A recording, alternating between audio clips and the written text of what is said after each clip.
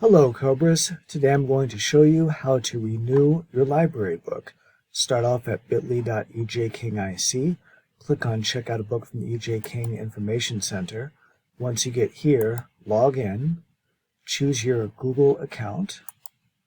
You might have to put your password in or add a new one if you need to. Once it logs in, at the top of the screen there should be a tab saying My Stuff.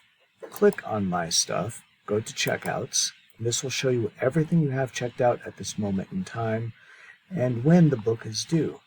It should be arranged by the books that are closest to being due, so you can see them. Simply click on these three buttons, hit Renew. You should get, oh, if this happens, you need to come see me. I think I've already renewed this 3 times. You are allowed to renew your books 3 times and 3 times only. If you get the red error message, come see the librarian. If you don't get the red error message, it should turn green and your new date will be right here. Let me know if you have any questions. Thank you.